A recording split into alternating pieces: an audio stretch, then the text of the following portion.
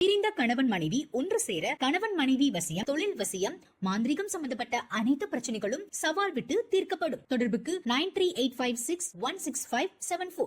Retro ஆன்மீகம் நேயர்களுக்கு அன்பு வணக்கம். நான் ஜோதிடர் குரு வரதராஜ பெருமாள். நம்ம சேனலில் வர நிகழ்ச்சி மூலயமா உங்களை சந்திக்கிறதுல மிக்க மகிழ்ச்சி. நம்ம என்ன பார்க்க போகிறோம் அப்படின்னா பார்த்தீங்கன்னா, ஒவ்வொரு ராசிக்கும் இப்போ நடந்திருக்கிற சுக்கிரனுடைய பயிற்சி, அதாவது நம்ம கும்பராசியிலேருந்து மீன ராசிக்கு தன்னோட உச்ச வீடான மீன ராசிக்கு சுக்கிர பகவான் வந்திருக்கார். ஸோ இது வந்து பார்த்திங்கன்னா மே 31 வரைக்கும் இந்த நிலை தொடர்றதா இருக்குது. இந்த சுக்கிரனுடைய நிலை வந்து ஒவ்வொரு ஜாதகர்களுக்கும் ஒவ்வொரு ராசிக்காரர்களுக்கும் முக்கியமானது.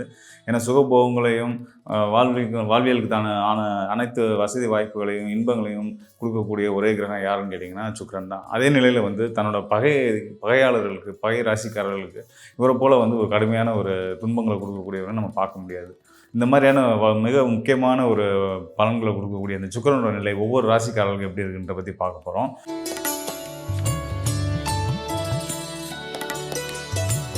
தனுசு ராசிக்காரர்களுக்கான பலன்கள் பார்க்க போகிறோம். குறிப்பாக சுக்கிரனோட நிலை இப்போ வந்து ஜனவரி 28 மே 36 வரைக்கும் வந்து சுக்கிரன் வந்து ராசிக்கு 4ஆம் இடமான மீன ராசியில், அதாவது உங்கள் ராசி அதிபதியான குருவுடைய இன்னொரு வீடான மீனத்தில் இருந்து இயங்க போகிறாரு. ஸோ அங்கேருந்து அவர் என்ன மாதிரியான உங்களுக்கு பலன்கள் தர போகிறாருன்ற பார்க்க போகிறோம். அது மட்டும் இல்லாமல் ராசிக்கு 3ஆம் இடத்துல இப்போ இருந்துகிட்டு இருக்கக்கூடிய சனியும் அதோட இணைவு பெறக்கூடிய ராகுவோட பலனும், அந்த இணைவு பெறும்போது ராகுவும் சேர்ந்து என்ன மாதிரியான 3ஆம் இடத்துலேருந்து சனி ராகு என்ன பலன் தர போகிறாங்க அப்படின்றத பார்க்க போகிறோம். இப்படி அடுத்ததாக குருவுடைய நிலையும் பார்க்க போகிறோம். ஸோ தொடர்ந்து காணொலியை பாருங்கள், உங்களுக்கு பயனுள்ளதாக இருக்குன்ற நம்புகிறேன்.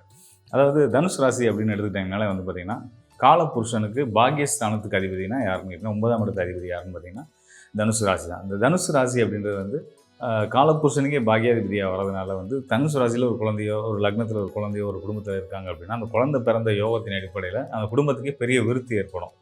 செல்வாக்கு வீடு மனை வாங்கி ஒரு நல்ல ஒரு நிலையில் அந்த குடும்பத்தோட உயர்வுக்கு இந்த குழந்தையோட பிறப்பு ஒரு காரணமாக இருக்குன்றதை நம்ம வந்து உறுதியாக சொல்ல முடியும்.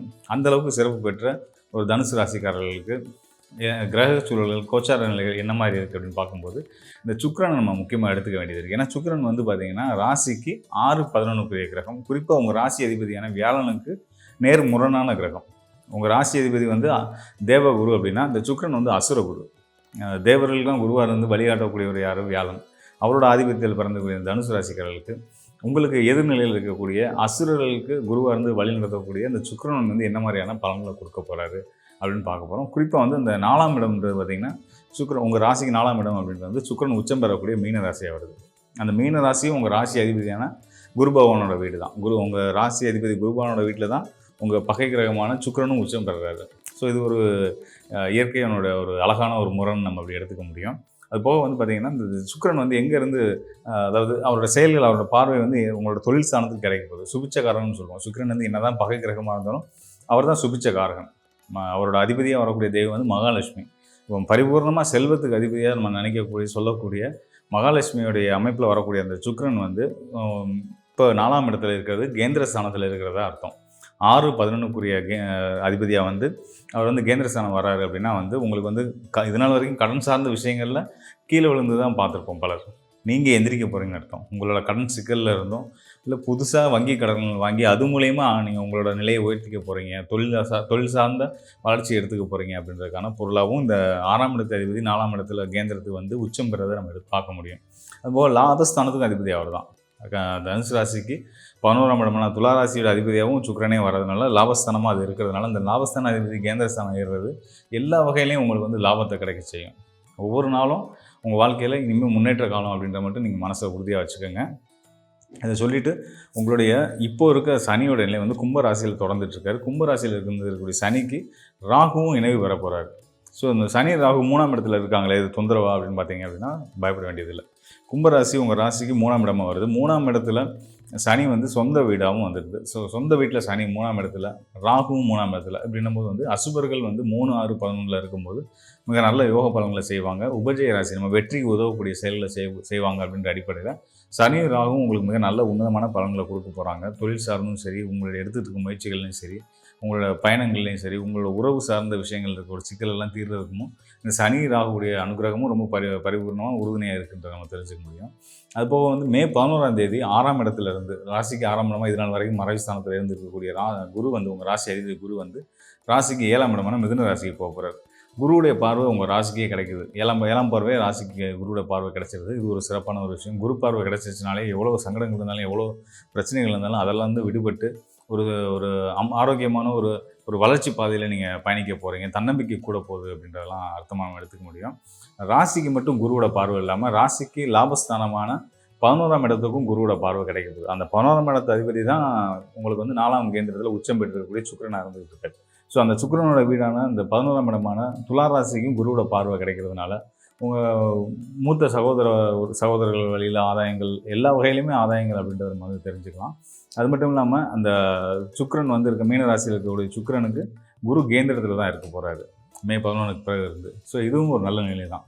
இதுக்கு மேலே வந்து பார்த்திங்கன்னா மே 31ஆம் தேதிக்கு மேலே இருந்து சுக்கிரன் வந்து ராசிக்கு 5ஆம் இடமான மேச ராசிக்கு உங்களோட பூர்வ புண்ணிய சார்ந்து வரப்போகிறாரு. சுபகிரகங்கள் பொதுவாகவே 5, 9 இருக்கும்போது சிறப்பான யோக பலன்களை செய்வாங்க. அந்த வகையில் வந்து உங்களுக்கு வந்து சுக்கிரன் வந்து அடுத்து தொடர்ந்து அவருடைய நிலைகளும் இப்போ மே மாதம் வரைக்கும் மட்டும் இல்லாமல் அதுக்கப்புறமும் வந்து தொடர்ந்து நல்ல யோக பலன் தான் கொடுக்க போகிறாரு. ஸோ அதனால் வந்து தொடர்ந்து வந்து சுக்கிரனும் சரி குருவும் சரி உங்களுக்கு யோக பலன்களை கொடுக்க தயாராகிட்டாங்க. அப்படின்றதுனால தைரியம் தன்னம்பிக்கையோடு நீங்கள் மனசில் நினச்ச விஷயங்களை நோக்கி நீங்கள் பயணிச்சுட்டே இருங்க. வாழ்க்கையில் நிச்சயமாக பெரிய வெற்றிகளை அடைவீங்க அப்படின்றத நான் சொல்லிக்கிறேன்.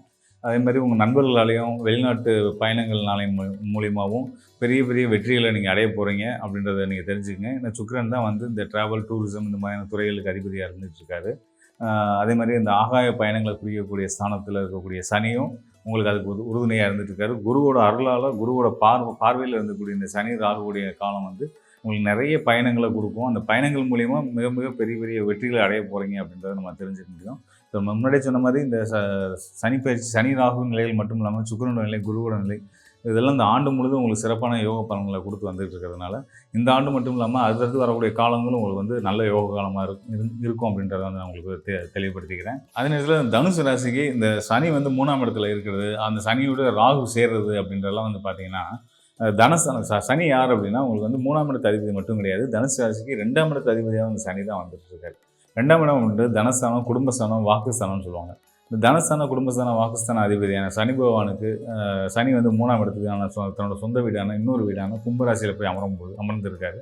அப்படி இருக்கக்கூடிய அந்த சனிக்கு மே 11க்கு பிறகு வந்து குருவுடைய பார்வை கிடைக்க போகுது. அப்போ வந்து உங்களுக்கு குடும்ப ஒற்றுமைகள், உங்கள் வாக்கு வந்து நீங்கள் சொல்கிற விஷயம் வந்து நடக்கிறதுக்கு, உங்கள் சொல்லுக்கு ஒரு மரியாதை கிடைக்கிறதுக்குமான ஒரு கால சூழலை குரு அருளால் கிடைக்க போகுது. ஸோ இதெல்லாம் வந்து உங்களுக்கு வந்து ஒரு அனுகூலமான காலமாக தான் எடுத்துக்க வேண்டியது இருக்குது. அதாவது கோச்சார கிரகங்களை எடுத்துக்கிட்டிங்க அப்படின்னா வந்து முக்கியமான கிரகங்களான சனி, ராகு, குரு, சுக்கிரன், கேது இவங்களோட நிலையெல்லாம் ரொம்ப நல்லாவே இருந்துருக்கு. குறிப்பாக வந்து கேது வந்து பார்த்திங்கன்னா ராசிக்கு பாக்கியஸ்தானமான 9ஆம் இடத்துக்கு போகிறாரு. இந்த கேது வந்து பார்த்திங்கன்னா 9ஆம் இடத்துக்கு போகிறதுனால என்ன மாதிரியான பலன்கள் கொடுப்பாரு அப்படின்னு பார்த்திங்கன்னா, கேது வந்து செவ்வாயை போல் வேலை செய்யுன்னு சொல்லுவாங்க. இங்கே செவ்வாய் வந்து தனுசு ராசிக்கு முழு யோகர் யார் அப்படின்னு பார்த்தீங்கன்னா செவ்வாய் தான். யோகஸ்தானம் 5ஆம் இடத்துக்குரிய யோகஸ்தான அதிபதியாக வந்து செவ்வாய் தான் வந்துட்டு இருக்காரு. அந்த செவ்வாய் தான் வந்து கடனை குறிக்கக்கூடிய கிரகமாக வருது, சகோதர உறவுகளை குறிக்கக்கூடிய கிரகமாக வந்து தான்.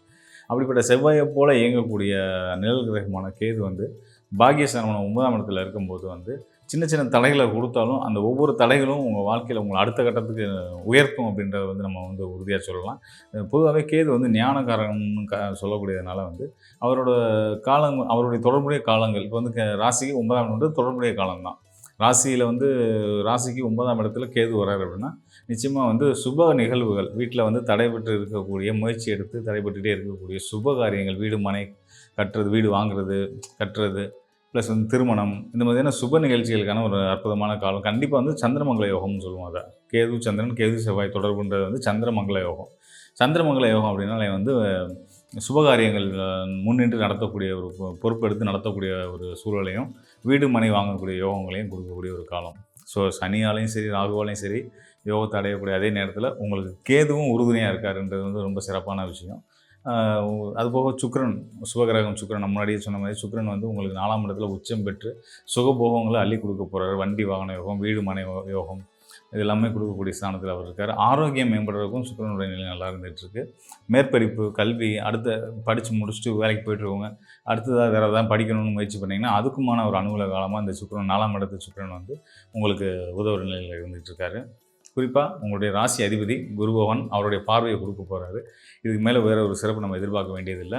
6ஆம் இடத்துல இது நாள் வரைக்கும் மறைஞ்சிக்கிட்டு இருந்த ராசி அதிபதி வெளிப்படுறாரு அப்படின்னாலே வந்து உங்களோட நிலை வந்து இன்னும் வந்து சிறப்பாக வெளிப்பட்டு நீங்கள் வந்து எல்லா இடத்துலையும் நல்ல பேர் புகழோட, செல்வாக்கோட, பொருளாதார முன்னேற்றங்களோட, பற்றாக்குறை பட்ஜெட் இதனால வரையும் போட்டு வந்துட்டு இருந்தவங்களுக்கு அந்த நிலைகள்லாம் நீங்கி இனிமேல் வந்து நீங்கள் தாராளமாக பணத்தை பற்றி கவலைப்படாமல் தைரியமாக எந்த ஒரு செயலையும் முன்னெடுத்து செல்றதுக்கு ஒரு அற்புதமான காலமாக இந்த கோச்சார கிரக நிலையோட நேரம் இருந்துகிட்டு இருக்குன்றதை நான் உங்களுக்கு உறுதியாக சொல்லிக்கிறேன். நிச்சயமாக இந்த காணொலி உங்களுக்கு பயனுள்ளதாக இருந்திருக்கும் நம்புகிறேன். நன்றி, வணக்கம் நண்பர்களே.